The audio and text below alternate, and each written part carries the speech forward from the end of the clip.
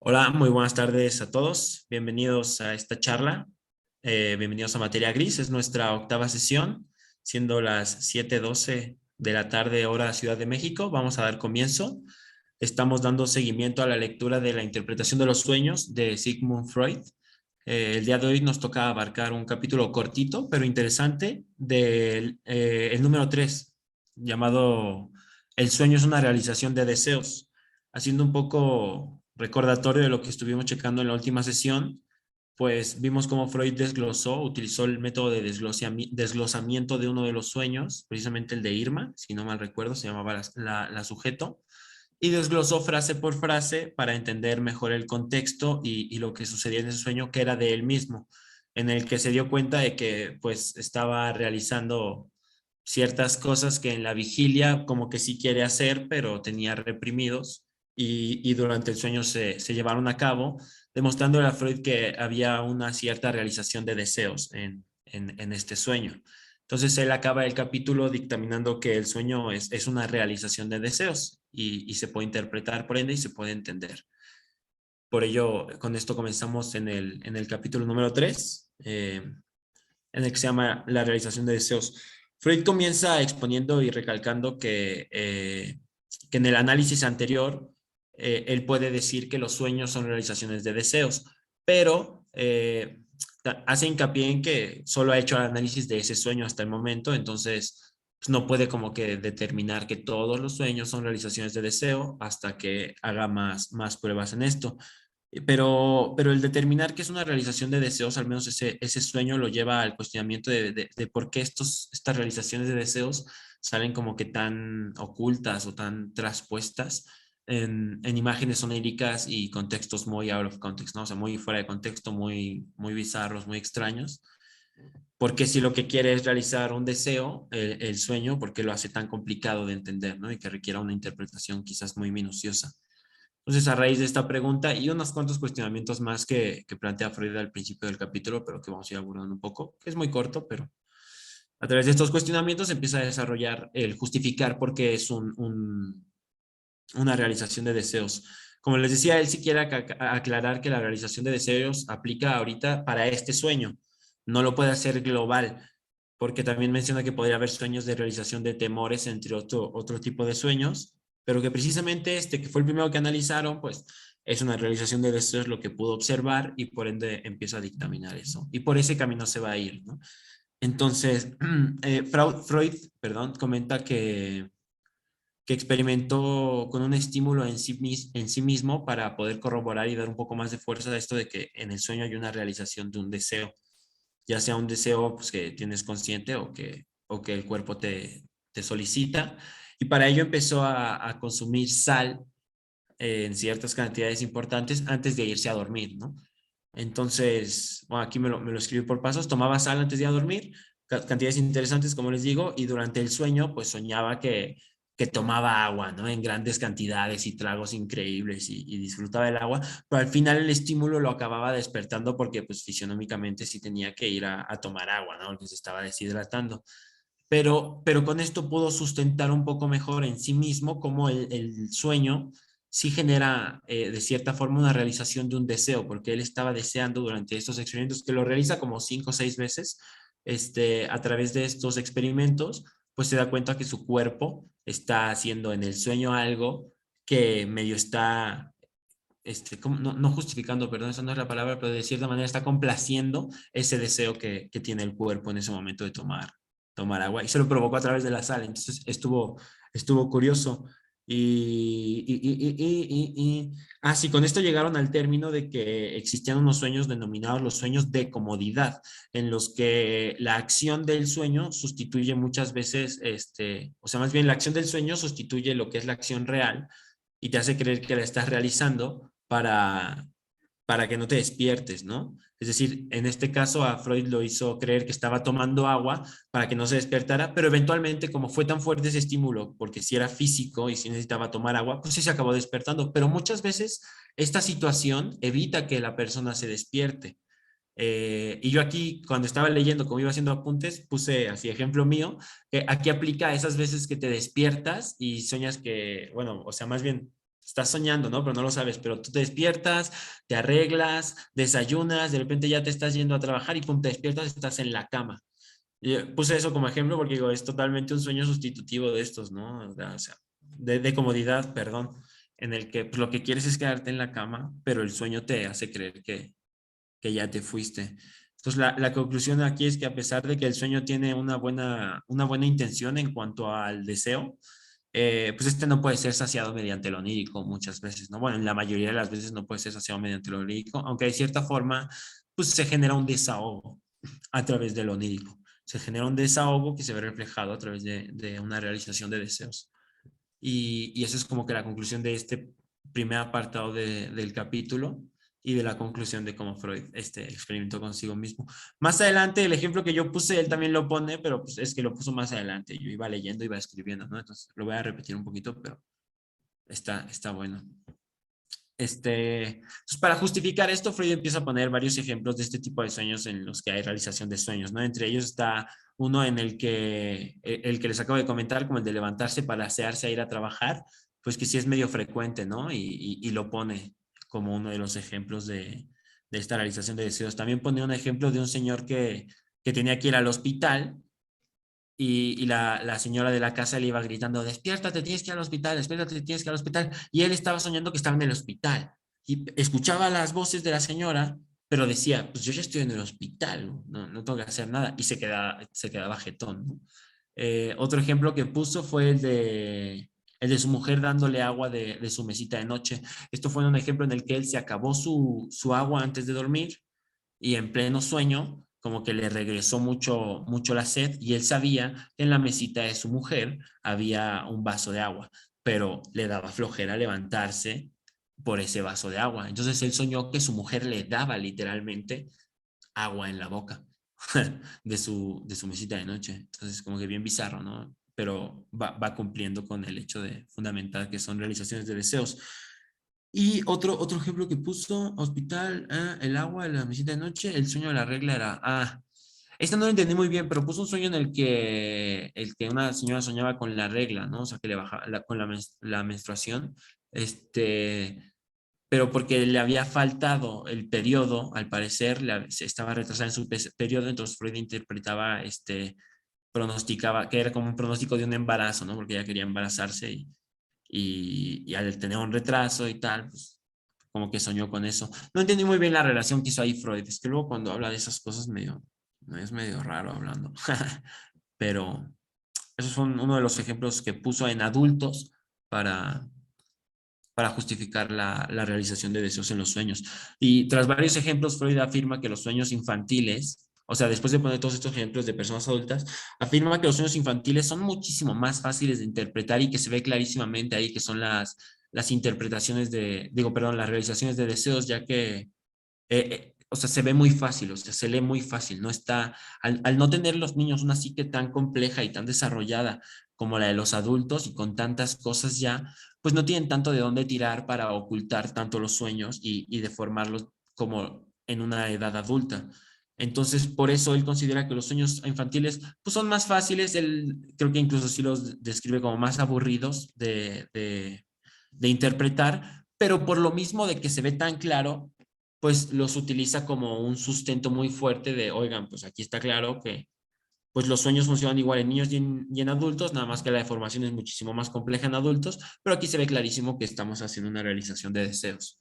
Se agarra mucho el ejemplo de los niños, de la gente joven, de los chavos jóvenes para respaldar esto y pone como ejemplo varios sueños de sus hijos y de algunos más que les contaron. Agarré unos salpicaditos para darle ejemplo, pero ya vamos a acabar. Esto fue muy rápido hoy. Este, pero bueno, si quieren, ahorita le doy un poco más a las conclusiones. Pone como ejemplo de uno de los sueños de sus hijos, de una vez que ellos se ve que tenían una casa de campo como en una colina, así entre varias montañas que se veían chidas y tal. Y una vez fueron con varios amigos y la familia a la colina y uno de los hijos escuchó que estaban hablando de una de las montañas que se veía que tenía una cabaña muy, muy padre hasta arriba, ¿no? Y el niño creyó que iban a ir. durante un rato del trayecto creyó que iban a ir a esa montaña, a esa cabaña, y él la iba a poder conocer y le hacía ilusión. Pero en cierto momento pues le dijeron, no, la verdad es que no vamos a ir, nada más estábamos hablando de eso, pero pues no vamos a ir. A lo que pues el niño se desilusionó. Pero al día siguiente llegó con Freud, o sea, con su papá, y le dijo, oye, papá, pues soñé que iba a la montaña esta y estaba en la cabaña. Y ahí Freud usa este ejemplo otra vez como para demostrar cómo el niño sí quería ir en la vigilia a esa cabaña, en esa montaña, pero como no pudo despierto, el sueño de cierta manera, con una muy buena intención, generó una realización de deseos en la que lo llevó a una montaña con una cabaña y le hizo creer que era esa montaña con esa cabaña, ¿no? Entonces, están curiosos los ejemplos que pone Freud, porque, o sea, insisto en que siempre son suyos, son sus hijos, es lo que le contó el otro, ¿no? Como que no hay en sí un respaldo científico como conocemos nosotros hoy en día, ¿no? Que es con una metodología, quizás, pero pues, muchas de las cosas que va contando y que va exponiendo en varios libros que he leído, bueno, de él un poco, y en este, o sea, sinceramente, si uno se lo va aplicando a sí mismo y se va checando así, como que de repente sí hay cosas que cuadran y espantan. Pero está bueno, me gusta, me gusta.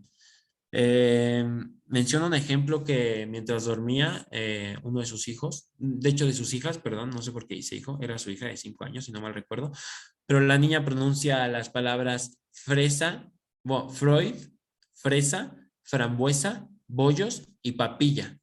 Hace hincapié Freud en el hecho de que la hija repite la fruta. Y se ve que en sus casas, o sea, bueno, en sus casas, en la casa de Freud, había una señora que les apoyaba pues con la limpieza y la comida y todo el asunto, y tenía instrucciones, ¿no? De que pues en los menús, en las comidas, se ponía una pieza de fruta. Y aquí la niña repite dos frutas en un menú. Entonces, como que le salta a la vista a Freud esto, dice, oye, pues a lo mejor lo que quiere ella son dos piezas de fruta, porque es lo que más le gusta de la hora de comer, a lo mejor porque es dulce, y lo está realizando, lo está interpretando, bueno, lo está, ¿cómo se llama? Perdón, exteriorizando en el sueño, y además a través de palabras, ¿no? Porque, o sea, puso este ejemplo de que la niña habló en sueños, y luego no es muy común, pero lo agarra también como ejemplo.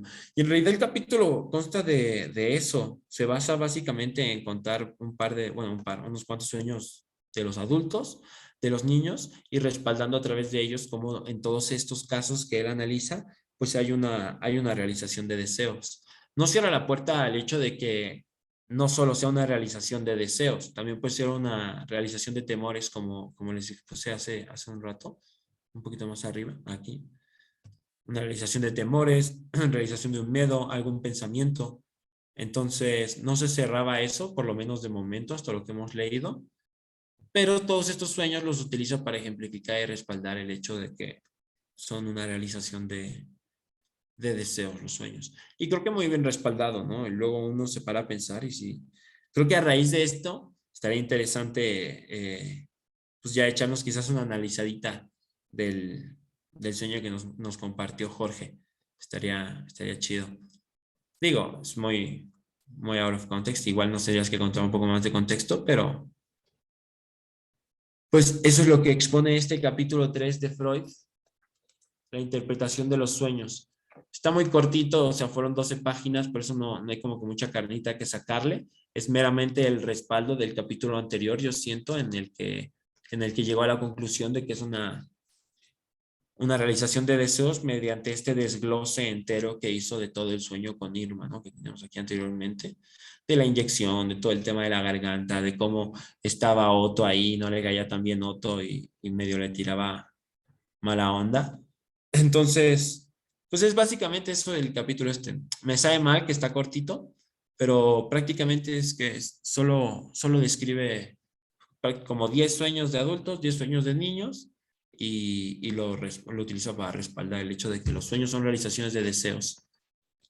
Por ende hay una conexión totalmente, o sea, según lo que hemos leído y lo que yo interpreto, sí nos está diciendo que hay una conexión directa entre tus sueños y la vida despierta, pero no simplemente lo que ves y lo que sientes, sino también lo que piensas, ¿no? O sea, ya que sea un deseo lo que estás realizando y que te lo esté mostrando esa realización a través de imágenes oníricas, a las que desprendes de su significante conocido y lo conectas a cualquier otro, generando una historia muy bizarra, o por lo menos eso es lo que parece dentro de nuestra percepción en la vida despierta, pues esa conexión se me hace brutal, que exista esa conexión se me hace brutal.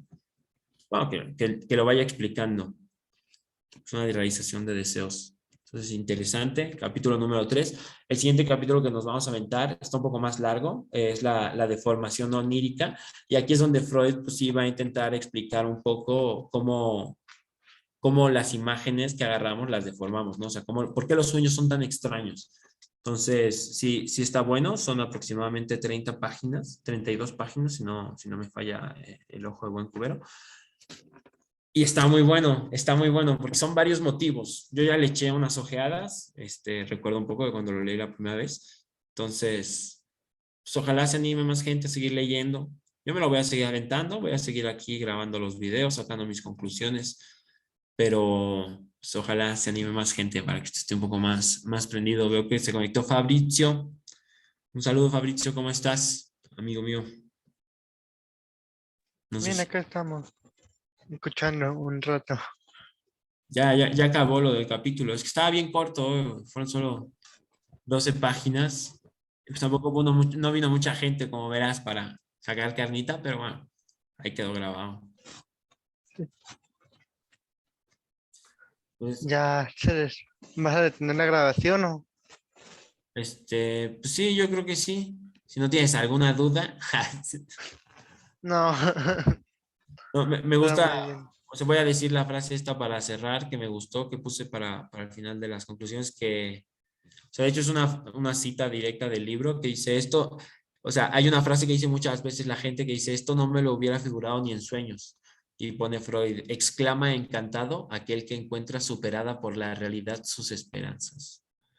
Entonces esta frase está muy buena, yo creo así para darle vueltas, para cerrar este capitulito, que en realidad es respaldo del 2. Queda muy claro hasta el momento lo que Freud nos quiere decir, es que pues la interpretación de los sueños, de momento lo que nos está dando a entender es que los sueños son realizaciones de deseos de la vigilia, ¿no? Entonces es ese momento en el que desprendes o bajas un poco la guardia de tu razonamiento de la vida despierta, bajas tus defensas, por decirlo así, y entonces surge todo lo que en la vida despierta pues llegaste a reprimir o llegaste a ocultar por vergüenza, miedo, temor, pena, por X y razón, y se genera una deformación onírica, que es lo que vamos a leer de aquí a la semana que viene, para generar una realización de deseos algo extraña y que por ende requiere una interpretación desde el punto de vista de Freud. Amigos, sé que ha sido la sesión más corta. Normalmente acostumbramos a hacer arriba de una hora o una hora. Normalmente las lecturas son de 30, 35 páginas. Esta vez fue de 12, fue un poco más ligera. La habíamos pensado así para no andar tan presionados. Pero pues espero que les guste a los que se hayan unido. Gracias, Jorge. Gracias, Fabricio. Y a todos los que nos puedan llegar a ver en YouTube, pues muchísimas gracias por estar aquí escuchando una vez más Adrián Gutiérrez diciendo lo que puede interpretar de la interpretación de los sueños. Les doy muchas gracias. Nos esperamos la semana que viene, 7 p.m., hora de Ciudad de México, en la sesión número 9 de Materia Gris. Y muchas gracias a todos. Excelente noche.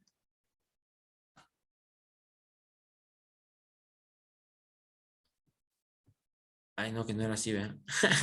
Ya, perdón. Excelente noche.